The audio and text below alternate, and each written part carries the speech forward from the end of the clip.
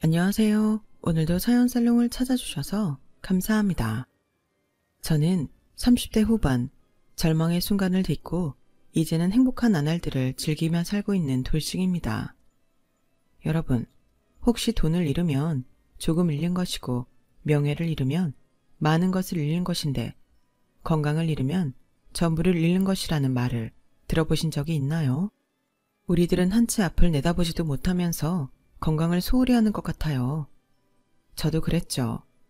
그래서 제가 암 판정을 받던 그날의 그 기분을 평생 잊을 수 없어요.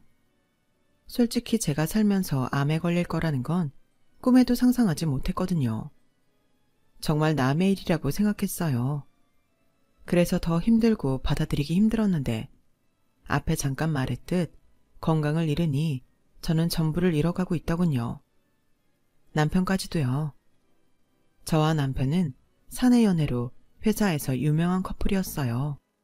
3년 넘게 요란스럽게 연애하고 결혼까지 꼬리내 결혼 후에도 남의 이목을 종종 끌곤 했었죠. 그리고 제가 아무런 자각 증상도 못 느낄 때 직장인이라면 매년 받는 건강검진으로 저는 제 안에 자리한 암이라는 놈을 마주하게 됐는데 이런 일이 있을 거라고는 꿈에도 모른 채 남편과 하하호호하며 건강검진 끝나면 맛있는 거 먹자고 철없는 약속을 했던 저였네요. 저도 남편도 건강검진을 합법적으로 얻은 휴가쯤으로 생각했거든요. 그래서 내시경 한다고 식단 조절하고 약 먹는다고 고생했어도 그쯤은 별일 아니라는 듯 넘겼는데 제가 내시경 검사를 끝내고 정신을 차리니 의사 선생님이 심각한 얼굴로 큰 병원에 가봐야 할 것 같다고 하셨어요. 위에 종양이 있어서 일단은 제거하고 조직검사에 들어갈 건데 개수도 많고 모양도 나쁜 게 아무래도 대학병원에 가셔서 정밀 검사를 해보시는 게 좋을 것 같습니다. 검사 결과 나오는 대로 소견서 써드릴게요. 네? 선생님, 그게 무슨 말씀이세요? 제가 암일 수도 있다는 건가요? 아직 단정지을 수는 없지만 악성일 가능성이 있어 보여서 말씀드리는 거예요. 일단 조직 검사 결과 기다렸다가 다시 얘기하죠. 정말 그때는 하늘이 무너지는 기분이었어요. 위염이 있고 소화가 잘 되지 않는 편이긴 했지만 암이라니 정말 생각도 못한 말이었거든요. 그리고 충격받은 건 제 검사 결과를 들은 남편도 마찬가지였는데요. 자기야, 나 암이면 어떡해? 아니야. 에이, 설마. 자기 이렇게 멀쩡한데 뭔가 착오가 있었겠지. 아직 확실한 거 아니니까 조직검사 결과 나올 때까지 침착하게 기다리자. 너무 걱정하지 마. 아닐 거야. 그렇겠지? 근데 자기야, 나 너무 무서워. 저는 그날 하루 종일 남편의 품에 안겨 엉엉 울었어요. 너무 무섭고 아직 젊은데 그런 병에 걸렸다고 생각하니 남은 인생이 캄캄해 보였거든요. 저는 그때 당시 결혼한 지 6년 차에 접어들었고 2년 전부터 임신을 하기 위해 본격적인 노력을 기울이고 있던 때였어요. 그래서 그때는 나름 건강관리를 한다고 했을 때라 그 충격이 더 컸었고 조직 검사 결과가 나오기까지 저는 지옥에 떨어진 기분이었어요.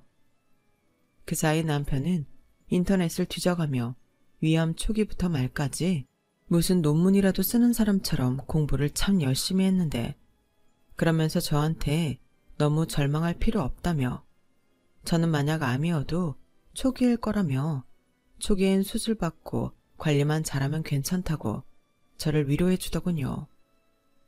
그때는 남편이 참 고맙고 든든했어요. 이런 절망의 순간에 남편이 있어 그나마 다행이라고 생각했어요.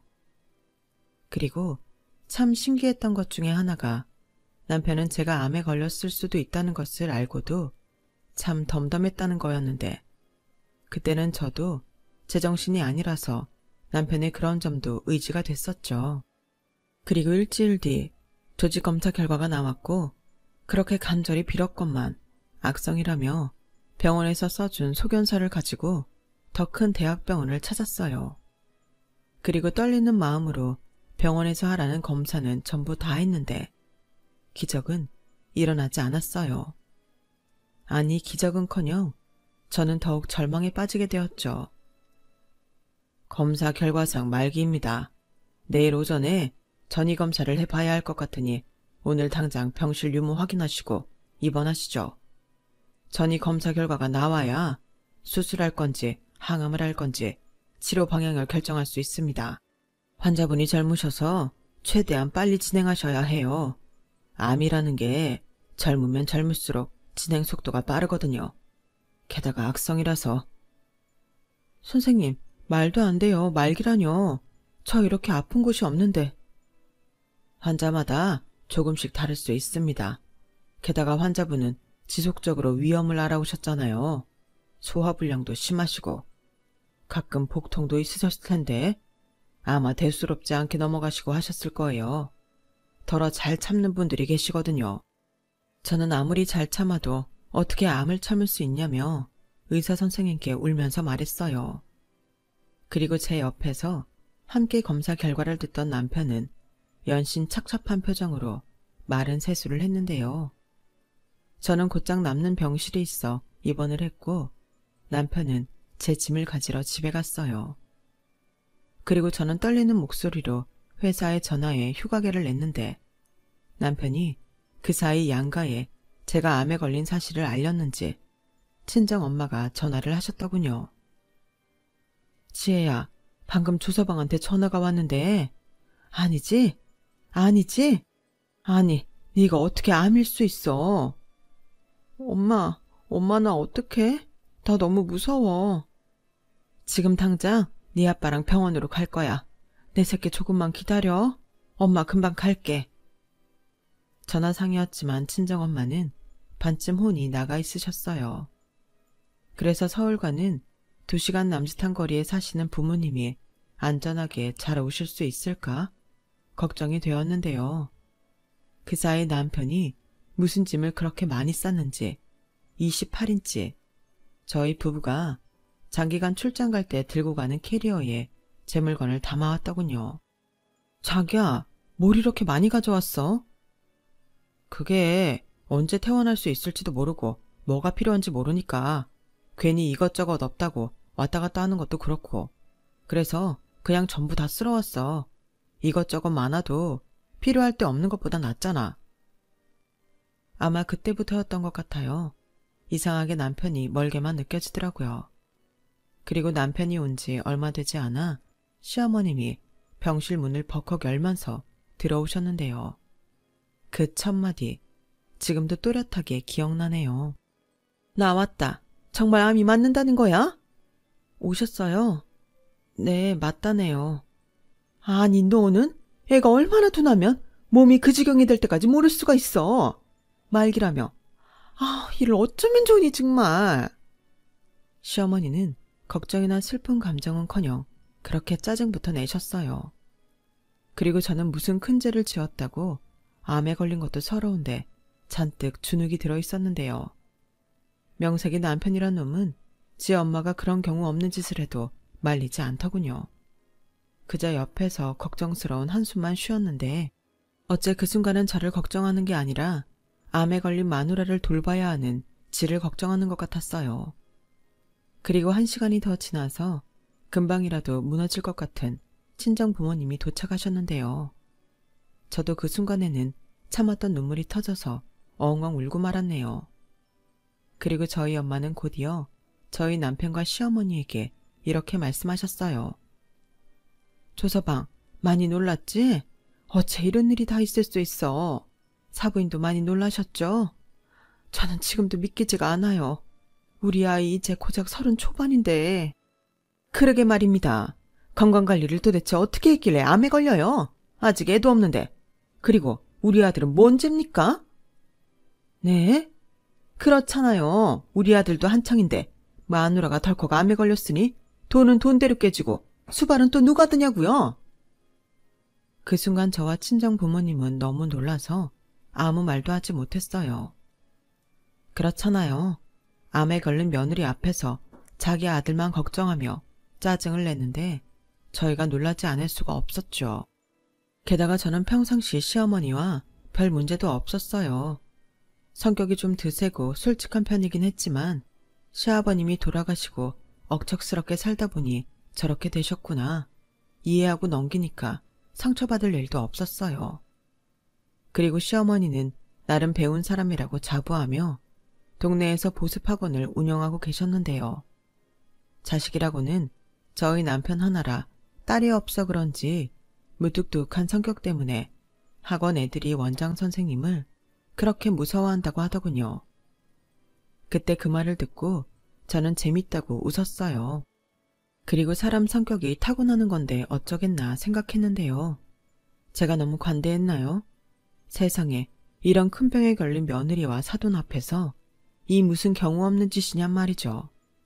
그런데 시어머니의 짜증과 신경질은 거기서 끝이 나지 않았어요. 너도 참 마음에 안 든다. 내가 여태 너 임신 못하는 걸로 뭐라고 한 적 있니? 속에서 부글부글거려도 꾹 참고 기다렸는데 뭐? 암? 그것도 말기? 나 참 기가 막혀서 암에 걸릴 거라면 애라도 하나 낳고 걸리든가 아니면 아예 내 아들이랑 결혼을 하지 말든가 했어야지. 사돈, 혹시 집안에 암에 관련된 가족력 있는 거 아니세요? 이러면 사기 결혼인데?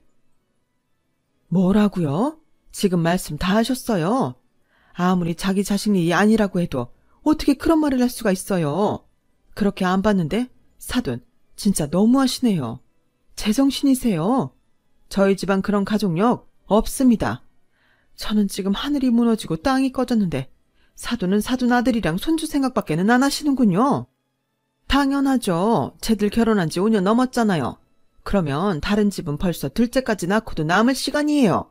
그리고 막말로 팔은 안으로 굽는 거잖아요. 당연히 저는 제 아들 걱정이 먼저죠. 남들 다 드는 아빠 소리 한번 못 듣고 돈 벌어서 병원비로 갖다 바치고 제 병수발이나 들게 생겼는데 사돈께서도 지금 충격받고 앞으로 이 모든 걸 감당해야 할 우리 아들 걱정 안 하시잖아요. 그냥 자기 딸 암에 걸려서 어떡하냐고 어버버만 하시지.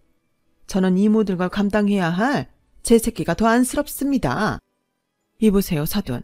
아무리 속마음이 그러신다고 한들 그래도 이건 아니죠. 저희 딸의 암에 걸리고 싶어서 걸린 것도 아닌데 여기 오셔서 이렇게까지 하시면 저희한테 얼마나 상처가 되겠습니까? 아실 만한 분이 도대체 왜 이러세요?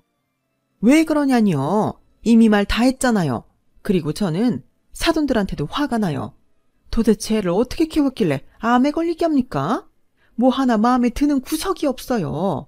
대학도 내 아들보다 후진대 나오고 집안도 뭐 볼 거 없잖아요. 그래도 내 아들이 좋다고 해서 눈 딱 감고 허락했더니 이게 뭡니까?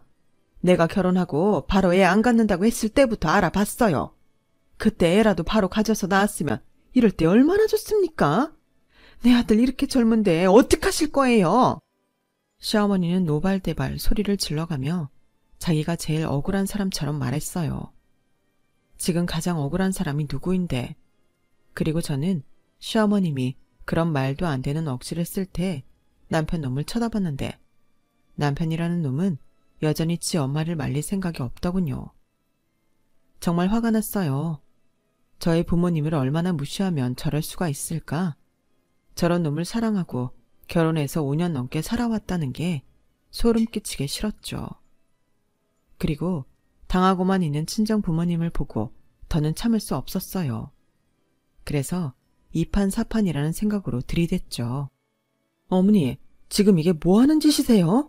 제가 암에 걸린 게 그렇게 죽을 죄를 지은 건가요? 저야말로 하늘이 무너져요. 아이 못 가진 거요. 어머님이 저희 결혼한다고 인사 갔을 때 그러셨잖아요. 어머님은 손주 욕심 없으니 돈 좀 벌어놓고 가져도 된다고. 그래서 결혼하고 아이는 천천히 갖겠다고 말씀드린 건데 이렇게 나오실 줄은 몰랐어요. 그럼 애당초 결혼하면 언제 죽을 병에 걸릴지 모르니 하루라도 빨리 아이를 가지라고 말씀하시지 그러셨어요. 그랬으면 직장을 때려치워서라도 애부터 가졌을 텐데요. 뭐야? 너 지금 어디 시어머니 앞에서 눈을 동그랗게 뜨고 덤비는 거야? 너 정말 죽을 병 걸린 거 맞냐? 아주 기운이 펄펄 나네. 그럼 너 기운 넘치니까 내 아들 네 수발 들게 하지 마라. 아니지, 애도 없는데 이참에 그냥 이혼해. 시어머니의 이혼하라는 말이 끝나자 병실은 조용해졌어요. 사실 제가 1인실이 없어서 2인실에 있었거든요. 그래서 옆 침대 환자분과 간병인께서도 놀라서 일체 저희 시어머니를 쳐다봤는데 그제야 시어머님은 헛기침을 하시면서 먼 산을 보듯 시선을 옮기셨어요. 하지만 그때 저희 엄마의 분노는 최고치에 달했고 저희 엄마는 팔을 걷어 붙이시고는 시어머니를 병실 문 밖으로 밀쳐버리셨는데요. 그러면서 이렇게 말씀하셨어요. 사부인, 말 다 하셨죠? 그래요. 나도 당신 같은 시어머니가 있는 집구석에 내 딸 더는 두고 싶지 않네요. 당장 나가요. 그리고 다시는 찾아오지 말아요. 이혼하면 남 아닙니까? 이런 집구석인지도 모르고 시집 보낸 내가 죽일년이네요. 어머, 지금 뭐 하시는 겁니까? 왜 나한테 그래요? 온전하지 못한 하자를 우리 집에 보내셔놓고 척반하정도 유분수지? 지나가는 사람들 붙잡고 물어보세요. 내가 너무한지. 그래요. 어디 한번 물어봅시다. 댁 같은 시어머니가 정상인지 한번 물어보자고요. 친정엄마는 급기야 바닥에 주저앉아서 서럽게 울기 시작하셨어요. 그 모습에 저도 울고 친정아빠도 뒤돌아 훌쩍이고 있는데 남편은 그런 저와 저희 식구들을 보며 한숨을 쉬더군요. 그냥 얼굴에 다 싫다고 적혀있는 것 같았어요. 그때 알았네요. 그 엄마의 그 아들이라는 걸요. 위암 말기라는 걸 몰랐을 때는 그래도 이 정도는 아니었는데 부자가 아주 똑 닮아 있었어요. 그래서 제가 남편한테 그랬죠. 자기야, 어머님 정말 너무하신 거 아니야? 어떻게 여기까지 오셔서 이러실 수가 있어. 자기는 뭐 하는 건데. 이 꼴을 다 보고도 왜 가만히 있는데? 설마 자기도 자기 어머니랑 같은 생각인 거니? 왜 나한테 그래? 자기 지금 힘든 거 알겠는데 자기 힘들다고 나까지 이래라 저래라 하지 마. 나도 지금 머릿속이 복잡해 죽겠으니까. 일단은 오늘은 장인 장모님이 계시니까 우리 엄마 모시고 나는 갈게. 내일 검사 오전 중에 하자고 하셨는데 당신 부모님 계시니까 나는 없어도 괜찮지? 나라도 회사에 가야 하잖아. 아니, 어떻게 지금 회사에 간다는 소리를 해? 하나하나 감정적으로 그러지 좀 마. 이런 상황일수록 한 사람이라도 정신 차려야 하는 거야. 일단 진정하고 쉬어. 아버님, 어머님, 저는 이만 가보겠습니다. 엄마도 그만하고 나랑 가. 아들, 우리 아들 불쌍해서 어쩌니? 그러니까 엄마 아들 더 불쌍하게 만들지 말고 나가자고. 남편은 그렇게 말하고 시어머님과 함께 병실을 나갔어요. 남편이 나가는데 참 서럽더라고요.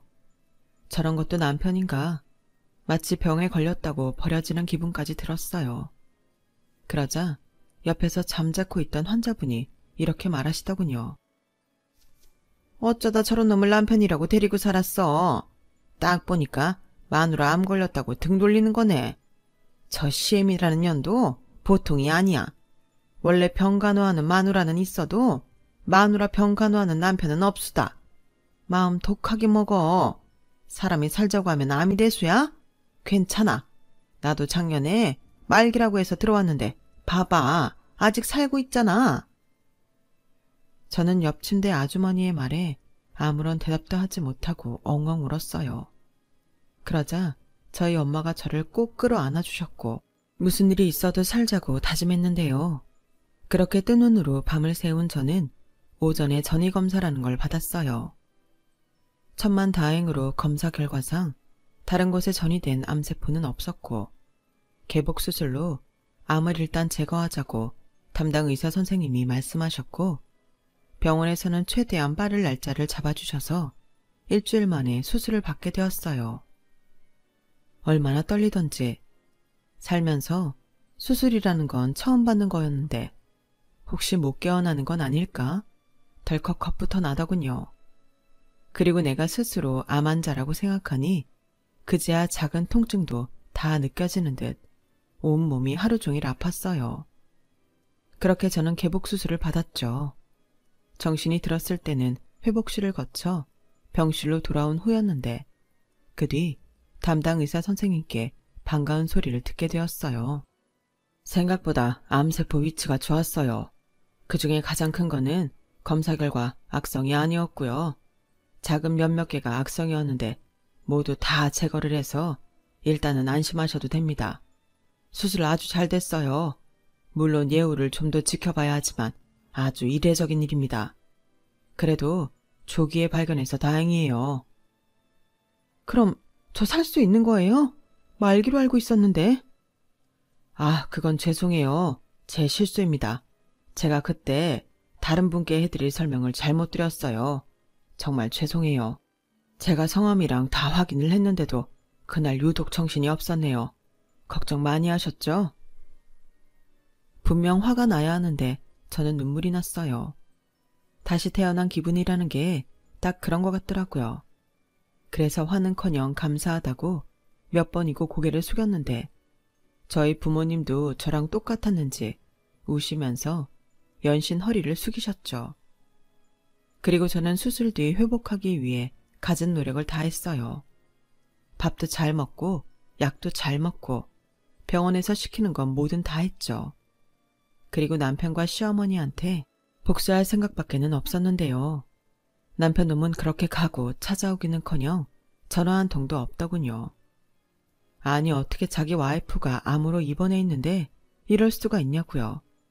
한 사람이라도 정신 차려야 한다고 하더니 정신을 차린 게 아니라 제정신이 아닌 것 같았어요. 저도 그런 남편 놈 따위 미련이 없었죠.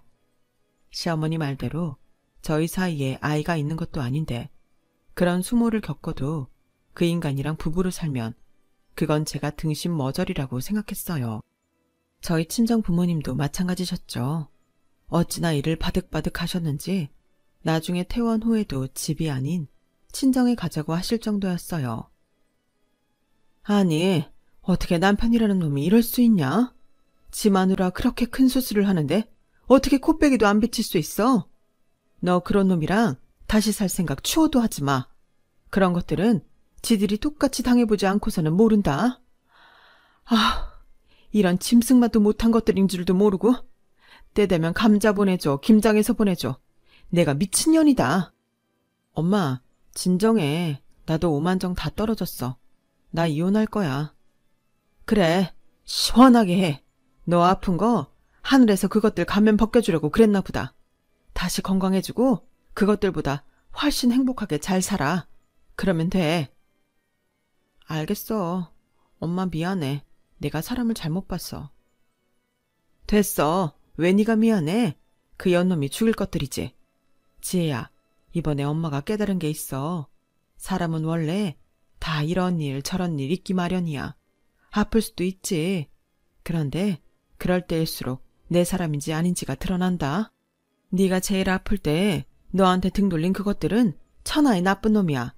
엄마가 상견례 때 그 옆에 내 재수없게 굴 때부터 알아봤어야 했는데. 두고 봐. 내 새끼 눈에 눈물 나게 했으니 그것들 피눈물 나는 날 올 거니까. 친정엄마는 상처가 크셨는지 말을 멈추지 않았어요.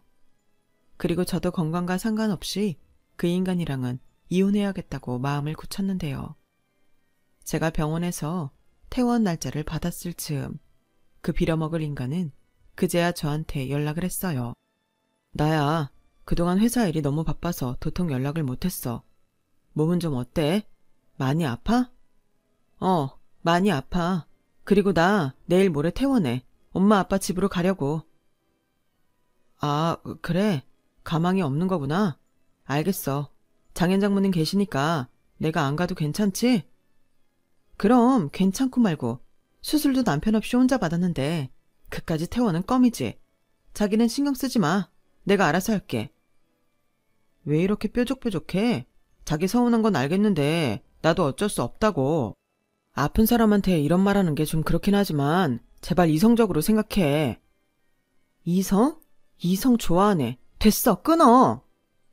저는 목구멍까지 이혼 얘기가 올라왔지만 끝까지 참았어요. 그리고 퇴원 후 제 짐을 집에서 가져가기 위해 잠시 집에 들렀는데 어이없게도 남편놈 짐이 하나도 없더군요. 그리고 식탁 위에는 남편 도장까지 다 찍혀있는 이혼 서류가 덩그러니 놓여 있었는데요. 그걸 보는데 손이 얼마나 부들부들 떨리는지 저는 곧장 남편놈한테 전화를 걸었어요. 나야. 이혼 서류 이거 뭐야? 그렇게 됐어. 나는 솔직히 이혼까지는 하고 싶지 않은데 엄마가 하도 성화를 부리셔서. 알잖아, 우리 엄마 성격. 그리고 내가 이혼 안 한다고 버티면 결국 그거 다 자기한테 갈 텐데 아픈 사람 더 힘들게 하고 싶지 않아서 나도 힘들게 결정했어. 너도 참, 개소리도 참 정성스럽게 한다. 바로 짐 뺀 거 보니까 이미 마음은 굳힌 거네. 알겠어, 이혼해. 저는 그렇게 남편과 합의 이혼을 하기로 했어요. 이미 좋은 마음은 없었고 칼같이 반으로 정확하게 재산 분할하는 남편 놈을 보며 저도 칼같이 미련을 버렸어요. 그러자 제 친구들은 너무 어이없다며 자기들이 더 화가 나서는 저한테 그러지 말고 위자료라도 받게 소송하라고 저를 설득했는데 저는 그러기도 싫더라고요. 수술이 아무리 잘 됐다고 해도 그런데 쫓아다니며 스트레스 받고 싶지 않았거든요. 그래서 이혼 서류 서로 주고받고 나눌 거 나누고 저와 남편 놈은 조정 기간이 끝나 법원에서 오랜만에 얼굴을 봤어요. 그 사이 저는 잘 먹고 잘 쉬고 병원도 잘 다니고 있어서 모르는 사람이 보면 절대 암에 걸린 사람처럼 보이지 않았는데 그래서인지 남편 놈도 제 혈색을 보고 좀 의아해하더군요. 생각보다 몸이 괜찮네. 병원은 잘 다니고 있어? 하안 같은 거 해야 하는 거 아니야? 왜? 내가 다 죽은 모습으로 나타날 줄 알았는데 아니라서 놀랐어? 아니, 그런 게 아니고 나는 걱정했지. 아파서 움직이기 힘들까 봐. 왜 말을 그렇게 하냐? 나도 마음이 좋지 않아. 나라고 자기랑 이렇게 헤어지고 싶겠어? 나도 어려운 결정한 거야. 솔직히 자기 암 말기라고 했을 때는 진짜 자신 없더라. 따지고 보면 우리 고작 5년 조금 넘게 살았는데 내가 다 포기하고 헌신하기에는 내 인생이 아깝잖아. 그건 자기도 원하지 않았을 거 아니야. 원하지 않아? 나한테 언제 물어는 봤어? 그렇게 예쁘게 포장하면 그 더러운 속 내가 감춰지니? 너는 아무리 포장해도 그 알맹이는 마누라 암에 걸려서 너 고생할까봐 이혼하자고 하는 파렴치한 놈이야. 너나 니네 엄마나 똑같아. 그리고 이제서야는 말이지만 나 말게 아니었어. 일부 오진도 있었고 전이 든 것도 없었거든. 그리고 지금은 암세포 다 제거했고 항암 안 해도 된대. 뭐? 오진? 말기가 아니라고? 그래. 물론 오진이라고 해도 암은 맞지. 완치 판정 받을 때까지 조심하고 잘 관리해야 하는 것도 맞고. 근데 봐서 알겠지만 다 말짱해. 내일부터 다시 회사도 나갈 거고 너보다 훨씬 잘 살 거야. 아니, 자기야, 그걸 왜 지금 말해? 진작에 나한테 말을 했어야지. 내가 남편인데. 남편? 남편 같은 소리 하네. 내가 남편이 있었니? 병실에는 한 번도 오지 않고 수술할 때도 코빼기 한 번 비치지 않았는데. 뭐? 진작에 말을 했어야 하지 않냐고? 그렇잖아. 난 심각한 상황인 줄 알고 너랑 헤어지려고 한 건데 이러면 얘기가 달라지잖아. 진작 말했으면 내가 이혼하자고 했겠냐고. 아이씨, 우리 이혼 취소하자. 지금이라도 없던 일로 하면 돼. 싫어. 나는 이제 너 같은 거랑은 같이 다시 살고 싶지 않아. 내가 왜 이 얘기를 지금 하는데 네가 이렇게 이혼 번복할까 봐 말 안 한 거야. 잘 가. 가서 잘 먹고 잘 살아. 이 천하의 나쁜 새끼야. 저는 그때 속에 담고 있던 고구마들을 한 방에 터뜨렸어요. 어찌나 속이 시원하든지. 그놈이 화가 나서 얼굴이 시뻘개지는데 너무 고소하더군요. 그런데 그놈이 그때 저한테 뭐라고 했는 줄 아세요? 저더러 일부러 자기를 속였다며 저를 이혼하고 싶어서 거짓말한 사기꾼이라고 하더군요. 황당했죠. 아니, 어이가 없었어요. 그래서 더는 상대하고 싶지 않아서 등 돌리고 그 자리를 떠났는데요. 어차피 이혼이 성립한 이상 저런 놈과 나는 남이잖아요. 그게 얼마나 홀가분하고 좋은지. 조금 오바해서 하늘을 날 것만 같은 기분이었어요. 그리고 기다리던 회사 복직날 얼마나 설레었는지 몰라요. 마치 다시 입사를 한 기분까지 들었는데 먼저도 언급했지만 남편이었던 그놈과 저는 같은 회사에 다니고 있어서 더 기대가 됐어요. 저는 이혼한 사실을 숨길 생각이 없었거든요. 그리고 최대한 있는 그대로 왜 우리가 이혼하게 됐는지 상세하게 말하고 다닐 생각이었는데 그렇잖아요. 제 입장에서는 숨길 이유가 전혀 없었으니까요. 그런데 남편놈한테 제가 멀쩡하다는 것과 회사에 복직한다는 말을 들었는지 시어머니라는 여자가 전화를 해왔고 저는 올 것이 온 것 같아 아무렇지 않게 전화를 받았어요. 나다. 대충 얘기는 들었어. 이유가 어쨌든 네가 심각한 정도가 아니라니 그건 천만 다행이다. 네, 고맙습니다. 근데 용건만 간단히 해주세요. 제가 지금 바빠서요. 그래, 돌려서 말하지 않으마. 너 회사 사람들이 왜 이혼했냐고 물으면 엉뚱한 소리 하지 말고 그냥 성격 차이라고 해. 성격 차이요? 어머니, 저희가 무슨 연예인이에요? 싫어요. 제가 왜 그래야 하는데요? 아니, 그걸 다 얘기해봤자 서로 구설수에 오르기만 할 텐데 뭘 하러 그래. 내가 위자료 좀 챙겨줄 테니까 내가 시키는 대로 해라. 됐어요. 그깟 돈 안 받아요. 그리고 저 이미 벌써 가까운 사람들한테는 다 말했어요. 아줌마 아들이 저 암 걸렸다고 냉큼 이혼 서류 남겨놓고 도망간 거. 뭐야? 야, 너 지금 내 아들 앞길 막으려고 환장했어? 네, 저만 당할 순 없잖아요. 그럼 너무 불공평하죠. 그리고 걱정하실까봐 말씀드리는데 저는 거짓말을 하나도 보태지 않았어요. 있는 사실 그대로만 전했어요. 그러자 사람들이 뭐 그런 인간 같지도 않은 엄마랑 아들이 있냐고 흥분하더라고요. 야! 어따 대고 야해요. 오늘부로 전화 차단할 거니까 다시는 저한테 연락하지 마세요. 저희 이제 연락할 사이 아니잖아요. 그럼 끊을게요. 저는 전화를 끊고 속이 시원해서 하마터면 소리를 지를 뻔했어요.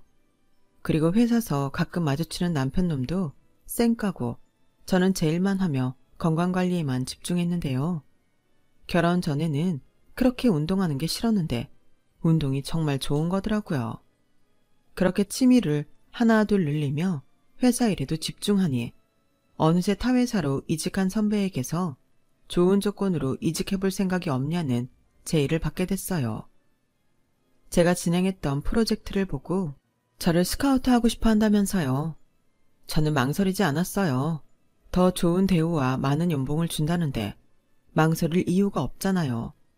그리고 솔직히 유령 취급하며 외면하고 있지만 회사에서 남편놈 마주치는 일도 유쾌하지 않았고 이러니 저러니 해도 좋은 기회인 것 같아 저는 이직을 하게 됐어요. 그리고 거기서도 건강관리 잘하며 일과 취미생활을 이어나가니 본인은 아니지만 저 좋다고 쫓아다니는 남자도 생기더라고요. 그래서 중간중간 연애도 하며 저는 제 입으로 말하긴 좀 부끄럽지만 승승장구했어요. 한번 결혼에 대어서 결혼은 하고 싶지 않았지만 제 가치를 알아주고 저한테 잘해주려는 사람들이 많으니 저절로 자존감이 올라가더라고요. 그렇게 4년 넘게 저는 일과 연애 그리고 취미까지 남들 보기에 다 가진 여자가 되었는데요. 어느 날 불쑥 다시는 연락하지 말라고 했던 망할 전남편의 엄마인 전 시어머니가 연락을 해오셨어요. 처음엔 모르는 번호라 받았지만 전 시어머니라는 사실을 안 순간 전화를 끊어버렸죠. 그런데 끈질기게도 그 여자는 저한테 전화를 해왔고 아무리 차단하고 또 차단해도 끈질기게 걸려오는 모르는 번호에 저는 짜증이 나서 전화를 받아버렸어요. 도대체 왜 그러세요? 제가 연락하지 말라고 했죠? 야, 니년 때문에 우리 모자 인생 망쳤어. 이게 다 너 때문인데 내가 어떻게 너한테 연락을 안 하니? 너 내 아들 어쩔 거야? 책임져, 책임지라고. 왜 이러세요? 제가 왜 아줌마 아들을 책임져요? 병 걸린 저 책임지기 싫다고 저한테 이혼하자고 한 게 누군데요? 야, 말은 바로 해야지. 너 말기 아니었잖아. 그래놓고 사람들한테는 전부 다 소문나게 만들어놓고 너 때문에 내 아들이 무슨 꼴을 당했는지 알아? 회사에 소문이 일파만파 다 퍼져서 인사고 나발이고 바닥을 쳤어. 그러니 선자리도 꽉 막히고 4년 동안 여자 구경도 못했단 말이야. 그래서요. 그것도 제 책임이에요? 그때 말씀드렸잖아요. 저는 거짓말한 건 없다고. 왜? 그때는 그렇게 당당하게 자기 아들이 더 불쌍하다고 큰소리치더니 이제는 그게 부끄러우세요? 제가 소문낸 게 그렇게 불만이시냐고요. 저는 저도 모르게 흥분해서 큰 소리를 내고 말았어요. 그러자 부서 사람들이 일제히 저를 쳐다봤고 핸드폰 너머에서는 급기야 엉엉 우는 시어머니 울음소리가 들렸는데요. 그리고는 애원하듯 이렇게 말씀하셨어요. 지혜야, 내가 잘못했다.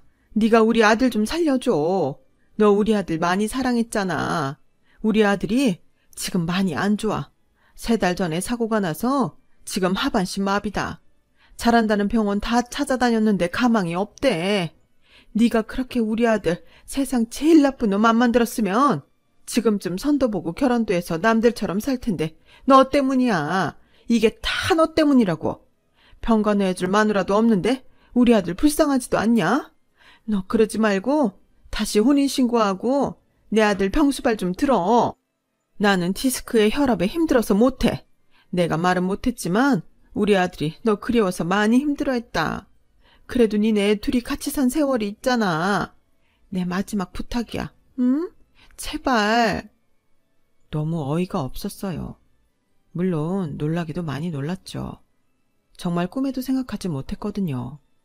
그렇다고 어떻게 저한테 자기 대신 자기 아들 병수발을 들라고 할 수 있나요? 저는 그 말에 너무 화가 났어요. 아줌마 진짜 나쁜 사람이네요. 저 암 걸렸을 때는 자기 아들 병수발 못 든다고 이혼하라고 하더니 이제는 이혼한 저한테 아줌마 아들 병수발 들게 혼인신고를 하라고요? 아줌마 미쳤어요? 싫어요. 제가 왜요? 저도 아줌마 아들 병수발 들기 싫어요. 그럼 남편도 없는 늙은 내가 다 큰아들 병수발 들라고? 너 진짜 너무한 거 아니냐? 제가요? 지나가는 사람 아무나 붙잡고 물어보세요. 제가 너무한 건지. 이런 걸 두고 받은 대로 돌려주는 거라고 하죠? 어떠세요? 기분 더럽죠? 그러게 왜 그러셨어요? 사람 일 아무도 모르는 건데 아줌마 벌 받은 거예요. 아줌마 아들은 절대 아플 일 없다고 생각했죠? 그때 저한테 그러지 않으셨으면 이런 일도 없었을 텐데 아줌마 아들 인생 망친 건 제가 아니라 아줌마예요. 뭐야? 야, 너 말 다 했어? 네, 다 했어요. 그러니까 아줌마 아들 남한테 떠넘기지 마시고 혼자 병수발 열심히 드세요. 너 희년 망할 거? 네가 그러고도 잘 살 줄 알아? 네, 저는 아주 잘 살 거예요. 그러니까 경찰에 신고하기 전에 다시는 전화하지 마세요. 아셨어요? 저는 소리를 버럭 지르고 전화를 끊어버렸어요.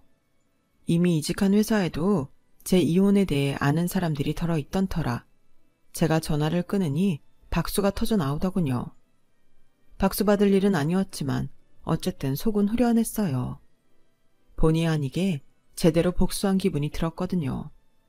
그리고 먼저 회사에 아는 지인에게 전화해서 남편이었던 그놈의 상태에 대해 물어봤는데 시어머니 말처럼 가망이 없어 남편은 퇴사를 했다고 하더군요. 솔직히 그때는 무슨 마음이었는지 씁쓸하기도 했어요. 저야 암이라고는 하나 이렇게 정상적으로 하고 싶은 거 다 하고 사는데 전 남편은 자기 마음대로 움직이지도 못하고 망가지 자신의 모습에 비관하고 있을 테니까요. 그러게 그때 다른 선택을 했으면 얼마나 좋았을까요? 그렇게 시어머니와 전 남편은 당장의 이기심으로 던져진 부메랑에 더 큰 불행을 때려 맞았어요. 그러고 보니 세상은 참 공평한 것 같네요. 좋은 일을 하면 행운과 행복이 되돌아오지만 나쁜 짓을 하면 불운과 불행이 되돌아오잖아요. 그래서 저는 그 일을 본보기 삼아 매일매일 저금하듯 좋은 일을 하려고 노력하며 살고 있어요. 그런데 어째 좋은 일을 하고 나면 기분이 좋아지는 게 벌써부터 그 효과가 나타나는 것 같더라고요. 여러분들도 작은 실천이라도 한번 해보시면 어떨까요? 이 좋은 기분 여러분과 공유하고 싶습니다. 이렇듯 이왕 되돌려 받을 거라면 불행이 아닌 행복으로 받는 저와 여러분이었으면 해요. 저는 현재 완치 판정을 앞두고 있습니다. 얼마나 기다렸던 날이었는지 몰라요. 물론 완치 판정을 받아도 지금의 생활을 유지하며 늘 감사한 마음으로 살아가야겠죠. 부디 제가 그렇게 살 수 있도록 소망하던 완치 판정을 훈장처럼 받길 소원합니다. 아파 보니 건강이라는 게 정말 소중한 거더라고요. 건강을 잃으면 전부를 잃는 것이라는 말은 100% 맞는 말인 것 같아요. 건강 하나만 잘 지켜도 다시 일어날 수 있는 기회가 생기는 거잖아요. 그러니까 우리 너무 건강을 소홀히 하지 말고 우리 몸도 아껴주면서 하루하루 행복하게 살아요. 최대한 많이 웃고 좋은 사람들과 좋은 추억 많이 만들기 바라면서 제 이야기를 마치도록 하겠습니다. 지금까지 제 이야기 읽어주시고 들어주셔서 대단히 고맙습니다. 오늘 하루도 건강하시고 행복하세요. 여러분, 사연 댓글에 응원과 현명한 조언 부탁드려요. 좋아요와 구독은 저에게 큰 힘이 됩니다. 오늘도 좋은 일 가득하세요.